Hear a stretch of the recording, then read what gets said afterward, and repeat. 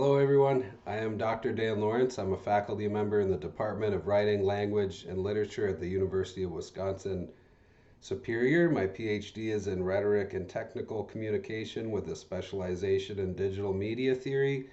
And I am just getting over COVID right now. So I'm not feeling very good, but we're gonna roll right into this. Um, just bear with me if my brain might not be working perfectly here, but I this is digital writing. This video, the purpose of this video is to introduce you to the class and welcome you to the class and tell you just really broadly about, why I created this course, why we offer it, what we're going to be doing, and some of the things we're going to be thinking about. So, welcome. I love this course. I'm happy to teach it.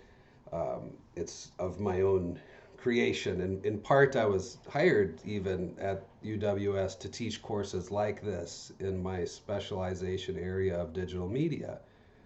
Before I was at UWS, I worked in digital marketing, in healthcare, and the last 15, 20 years I've been doing things with digital media, and even, with my doctoral specialization focused on digital media, and I'm a peer-reviewed scholar in that area and the relationship between digital media and rhetoric. And so it's an important class because the world has changed significantly over the last 10 years or so in the way that we communicate and the technologies that we use. Um, an overwhelming majority of Americans own a smartphone. They use them for more than 3 hours a day. The overwhelming majority of Americans use social media and even get their news from social media. Companies spend more money on digital marketing than traditional advertising, like TV, radio, billboards, print combined. Companies spend more on digital advertising than all traditional media combined now. So it's this huge sector, it's this huge shakeup, it's this huge shift in human communication, in the way we interact with technology, in the things that we do with our time, in the way we live our lives. So this course gives us a critical, philosophical, rhetorical approach to thinking about technologies like social media, like applications on the web, and other digital media too, things like digital games, video games, and we're going to read some really interesting stuff here. Um, and then also how to prepare yourself for potential careers in this blossoming, blooming, ever expanding space and other emergent technological spaces that are cropping up, like, artificial intelligence on the horizon and these other interesting technologies that are pushing forward and developing so rapidly.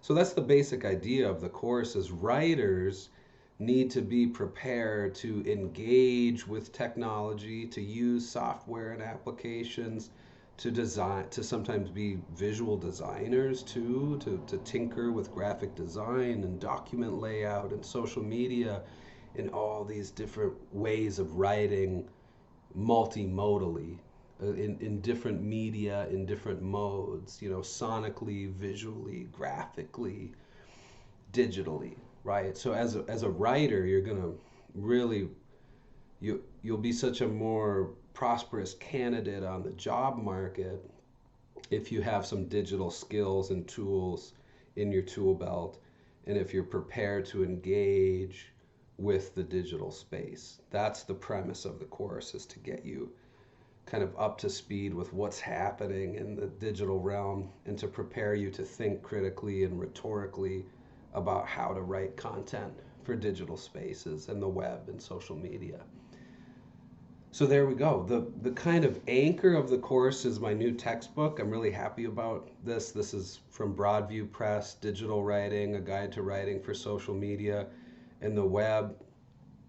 It's been positively reviewed. People are liking it. It's my first time here using it in a class, so I hope you like it. I hope you enjoy it too. It's pretty brief and accessible. It's written with students in mind. to give a kind of broad overview of a rhetorical approach to digital media and social media. So we're going to read this textbook, chunks of like each chapter is about 30 pages or so, and then we have supplemental readings from key thinkers like Martin Heidegger, the German philosopher who wrote this famous essay, The Question Concerning Technology. It's a little dense, but Heidegger is going to ask us to re-evaluate our relationship to technology. He's going to say, is a hammer, what is the purpose of a hammer, right? You ask someone, what is the purpose of a hammer? They're going to say to hammer nails, right? That's the kind of obvious answer. That's the instrumental definition of technology. It's a means to an end. A hammer is a means to the end of the purpose of hammering nails. But Martin Heidegger is going to say, no, no, no. There's so much more. The meaning or the purpose of a hammer is to live in a world where things can be built by hammers, right? If with the invention of a hammer, you suddenly live in a reality where homes can be built, and that can change then the social economic structure of society. That's the real function of a hammer. It's not just to hammer nails. A hammer actually changes your relationship with the world. You can pick up that hammer and build things and right change your fundamental relationship with reality. That's Heidegger in a nutshell. But those are the kinds of ideas, right? I don't want to go too deep, too fast here, but those are the kinds of ideas, the critical, philosophical, and rhetorical ideas that are going to help us reevaluate our relationship with technology, with digital media, with social media, with the internet, and kind of flipping around and reassessing our relationship. Donna Haraway, in another supplemental piece we'll read, is going to make the argument that you are already a cyborg. And that's heated, right? It's a controversial idea. We might disagree or we might agree with Haraway. But what Haraway is going to argue is that we're already integrated with technology to the point that we can't escape it, right? When you put on your socks and shoes in the morning, those are technologies that change the way you interact with the world. And those technologies require other technologies to support them. You need factories, you need transportation and logistics, you need the whole system of technology just to get that pair of shoes on your feet. And then the shoe changes the way that your foot interacts with the planet, right? In a really fundamental, immediate, physical, biological kind of way. So Haraway is going to say, you can't. You are technology. You already are a cyborg. You're part human. You're part technology. So really, some big ideas that are going to help inform the way we think about technology that you can critique and play with and engage with in different ways. Excuse me, it's catching up with me here, but I get excited too because these are cool ideas. These are important ideas. They're big ideas.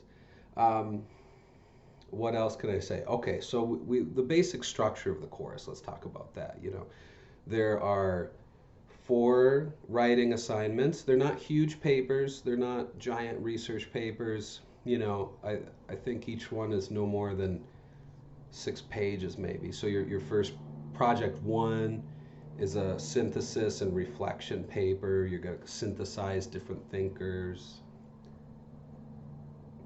Project 2, you're going to be doing a rhetorical analysis of a Facebook page, so practicing your rhetorical skills and the analysis of social media. Project 3, you're going to take Bagost's theory of procedural rhetoric and apply that to an analysis of software of your choosing. And then Project 4 is going to be a kind of a memorandum, a memo, where you do some research on job opportunities and careers in digital writing and reflect on that and see what kind of patterns, what kind of skills employers are looking for and report on that. So those are your 4 writing assignments. The projects, though they have larger point values, 100 points. You're going to have a weekly discussion board where you're reflecting on your reading. I do want you to be a good scholar there, use MLA, cite your sources, use paragraphs to organize your ideas, but have fun with it too. Those prompts are pretty open ended in terms of like interpret, reflect, define a term, synthesize with current events, philosophize, reflect, analyze, critique. Those are pretty open ended in terms of what you want to do in that writing. Um, just check out the rubric for everything, right? So I want you to use MLA for your discussion boards. I want you to cite the readings if applicable. If there's not an assigned reading for that discussion board, then just go ahead and reflect on what you're doing that week in terms of assignments or readings or projects, what you're working on. But that's all in Canvas, right? So you've got the 4 writing assignments, you've got the 15 discussion boards, there's a final exam that's 60 points. It's an essay, it's a take-home style exam. Open book, open note, where you're going to reflect on that kind of key core philosophical question of like, what is technology, what is social media, and you're just going to bring in some of the thinkers from the class and again synthesize and analyze. Let me check our point values there. That's the basic structure, right? So we're going to move through major thinkers, major ideas, kind of get a theoretical background that's going to complement your textbook, which shows a rhetorical approach to writing for social media and the web. And then we're going to move through like ethics, we're going to look at platforms, we're going to move through up into a module on careers at the end, and then what it's going to do is give us a kind of feet in the water, right? We're gonna put our toes in the water of digital media, and we're going to try to understand some of the problems, some of the possibilities that we're facing with digital and social media right now. So I'm just looking, make sure I didn't miss anything with the point total. So yeah, project 1, 2, 3, and 4, those are your major writing assignments. 15 discussion boards. There's a short quiz about the syllabus at the beginning of the class, and then your final exam. If you're taking this class on campus, there are attendance points. If you're taking this class asynchronous online, there are not attendance points, but you should still be logging in every week to do your discussion board and engaging and responding with your peers. So that creates your total point value, and then your final grade is calculated from that final point value. So that's a nutshell. I don't want to go on too much longer here, but that's digital writing in a nutshell, is preparing you with a critical, rhetorical, and digital career-oriented starting point to think about possibilities for you. And we can extrapolate further too. I mean, as a writer, there are so many ways that you have to engage, or that it can be useful to engage in social media. For example, I'm working on, I'll have a new nonfiction book published this year by a pretty big press, Urano Publishing. They're launching a North American imprint of their company. They're a large Spanish language publisher. But I found that I got that book deal through Twitter, which was really interesting.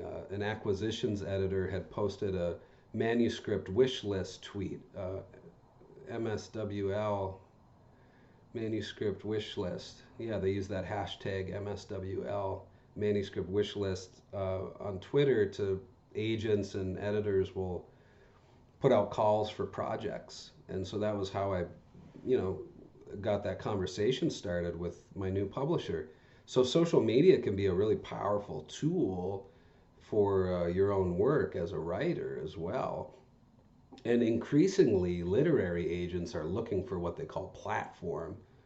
They're looking for, especially with nonfiction, but to an extent with fiction as well, that can work in your favor.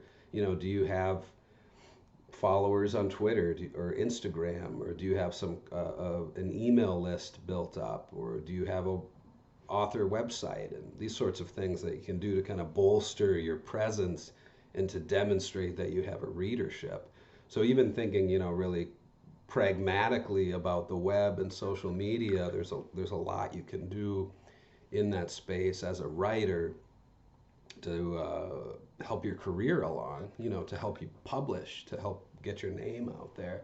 So that's kind of a sideline thought here as well, to just encourage you to really think seriously about social media and about digital media. Is that, not only career opportunities, say like as a social media coordinator or as a writer at a company that writes web content or articles, or managing a website or writing posts for social media, but also as a fiction writer or a nonfiction writer, using different social media techniques to make contact with literary agents, to pitch your work, to build up a platform. There's a lot there to think about. Okay, so I don't want to go on too much longer, but thanks for being here.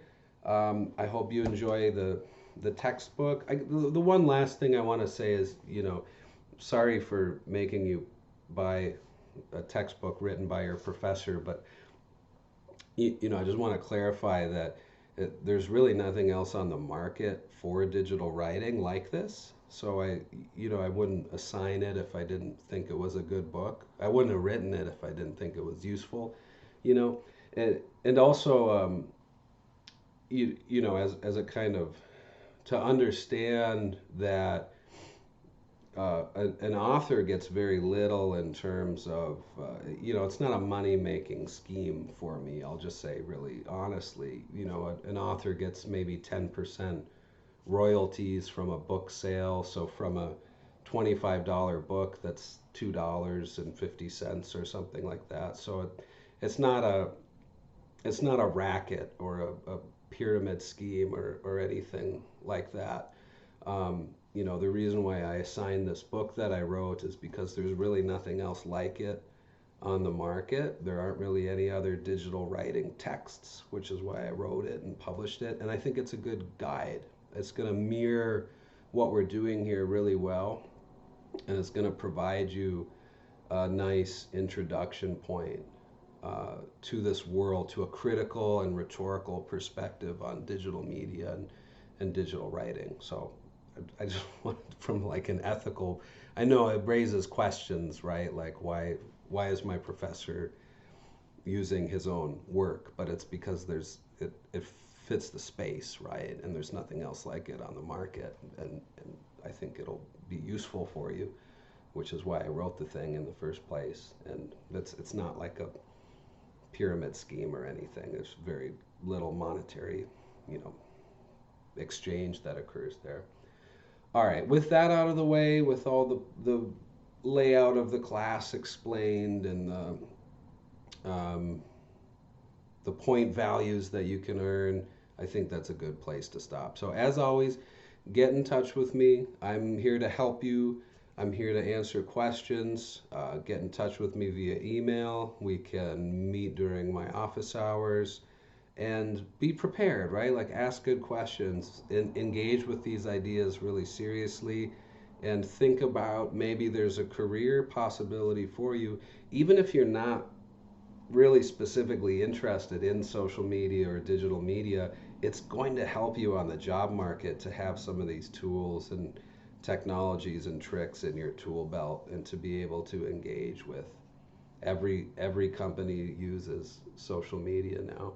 So I could go on and on, that. Take care, everybody. I'm Dr. Dan. Get in touch with me at any time. Good luck.